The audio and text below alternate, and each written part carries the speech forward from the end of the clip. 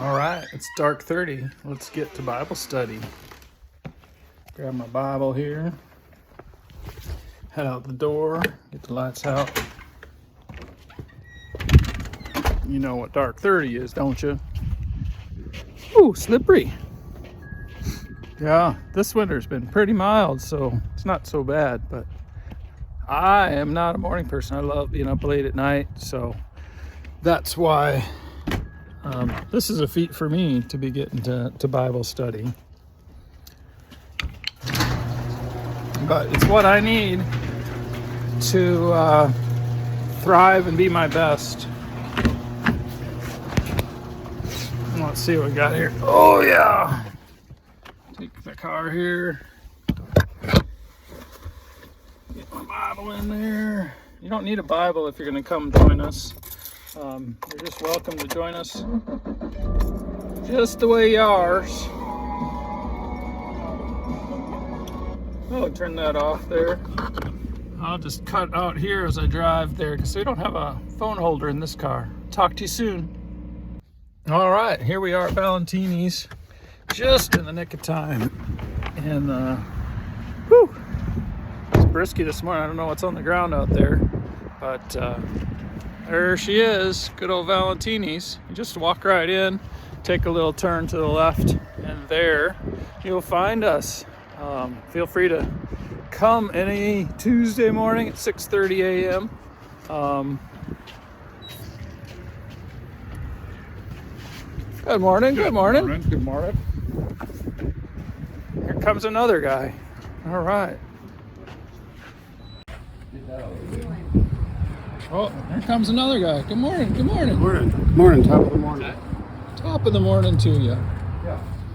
Just come on in here and turn to the left here, and you'll find a table full of old men. I was hoping we'd have our youngster here today, but I don't see our youngster today, so I guess I'm the youngest one at 15 years old. So hopefully we'll see you next week. Hey, thanks. Bye. All right, what a great study we had this morning. I got home. I'm just going to give you a rundown. We were on Jonah 3 and 4, continuing from the last couple weeks. We did read the Message version, but I don't have that right here, and I'm on my phone, so I will read the NASB version. Now the word of the Lord, this is Jonah 3. Now the word of the Lord came to Jonah the second time, saying, Arise and go to Nineveh, the great city, and proclaim to it the proclamation which I am going to tell you. So Jonah arose and went to Nineveh, according to the word of the Lord. Now Nineveh was an exceedingly great city, 3 days' walk. Then Jonah began to go through the city 1 day's walk. And he cried out and said, Yet 40 days from now, and Nineveh will be overthrown. Then the people of Nineveh believed in God, and they called a fast and put on sackcloth from the greatest to the least of them. When the word of the Lord reached the king of Nineveh, he rose from his throne, laid aside his robe from him, and covered himself with sackcloth, and sat on the ashes. He issued a proclamation, and it said, In Nineveh, by decree of the king and his nobles, do not let man, beast, herd, or flock taste a thing. Do not let them eat or drink water, but both man and beast must be covered with sackcloth. And let men call on God earnestly, that each may turn from his wicked way and from the violence which is in his hands. Who knows, God may turn and relent and withdraw his burning anger so that we will not perish. When God saw their deeds, that they turned from their wicked way, then God relented concerning the calamity which he had declared he would bring upon them, and he did not do it. This was good for me this morning because I've always struggled with these little seemingly changes in what God is thinking. He says, in 40 days, I'm going to wreck this place. And then he doesn't do it. I've heard time and time again that God doesn't change. He's always the same. He's right. He's perfect in every way. And the story and multiple stories where God's like, okay, now I'm not going to do that, are challenging to think through, because it sounds like he's changing. And I always thought about that, and I talked about it this morning, that this is a certain level of I said, and that's what's going to happen. And then I find that at home as well, where I may say, oh, Saturday we should go to the lake. And then it's raining or thundering. And do we go to the lake? No, it's not safe. It's not something we want to do. But if I raise my level of thinking up here and be like, well, we go to the lake when it's nice and the weather's good, the sun's out, the kids can get wet and not worry about getting sick. The comment of deciding to go to the lake on Saturday was, we have time to do it and go there. But the overlying rule, the deciding factor, the part that doesn't change, is we like to go to the lake when it's nice out. For God, he's going to destroy the city if it's evil. And in this case, it's turned from its ways. It's changed its ways. Is his standard the same? Yes. So he relented and he forgave the city and didn't cause them to perish in 40 days. And this was a city that was not Jewish. It was, I think, Assyrian. And Jonah was a Jewish prophet. So he's like, I don't want to go over there and help them out. That's against my nature. I want them to die. They're our enemies. I'll keep going with chapter 4. But it greatly displeased Jonah, and he became angry. He prayed to the Lord and said, please, Lord, was not this what I said while I was still in my own country?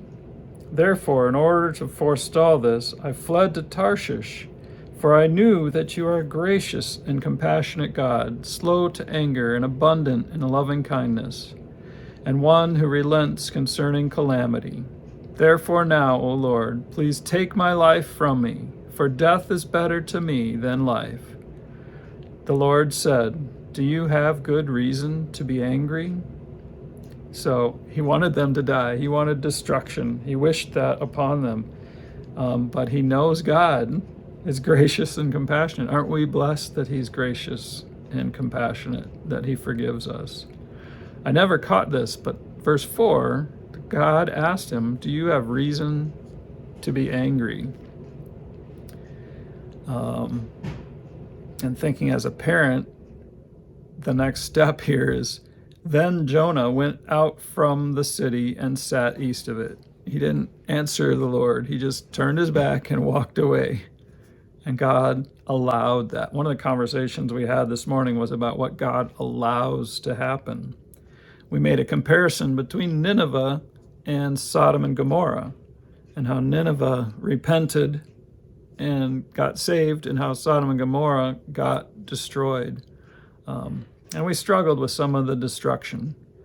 We also struggled with we kind of felt how we could agree with Jonah. One of the men brought the story to not just Nineveh, but if my family was being harmed and destroyed and treated poorly by someone, something, how we would want and be in Jonah's place of, let destruction fall on them. Don't preach to them and pray for them. I heard a story years back about a murder and how the family came to the man in prison and helped him get out early and ministered to him. I don't know that I can do that, but I hope and pray that I can. Let me continue. Then Jonah went out from the city and sat east of it. There he made a shelter for himself and sat under it in the shade until he could see what would happen to the city. So the Lord God appointed a plant, and it grew up over Jonah to be a shade over his head to deliver him from discomfort. And Jonah was extremely happy about the plant. But God appointed a worm when dawn came the next day, and it attacked the plant, and it withered. When the sun came up, God appointed a scorching east wind, and the sun beat down on Jonah's head, so that he became faint and begged with all his soul to die, saying, "Death is better to me than life." I don't know. I think Paul says that in the New Testament. For me to die is gain, and to live is hardship or challenge. So I can see that here, but Jonah just won't let go. He won't let go of God's forgiveness and allowing it. God even sent a plant that's just a plant and grew it up over Jonah, and then it died, and Jonah's upset about the plant dying for no reason, but he's not upset about 600,000 people being saved or being threatened for death by not following God. And then God said to Jonah, "Do you have good reason to be angry about the plant?" And he said, "I have good reason to be angry, even to death."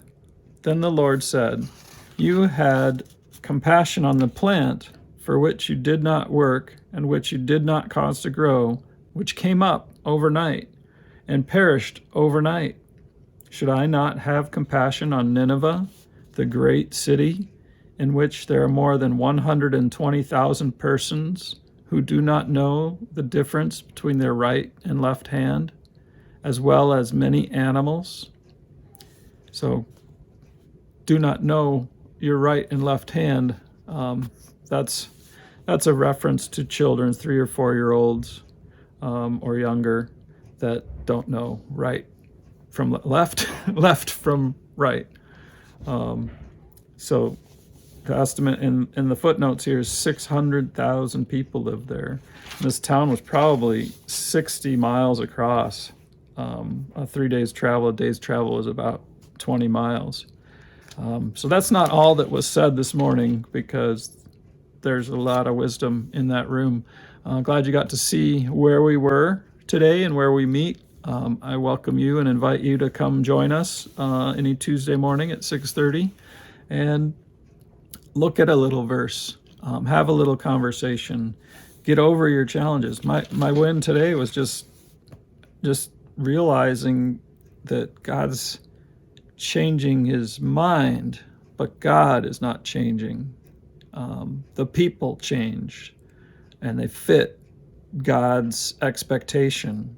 They fit God's mercy when we come to Christ and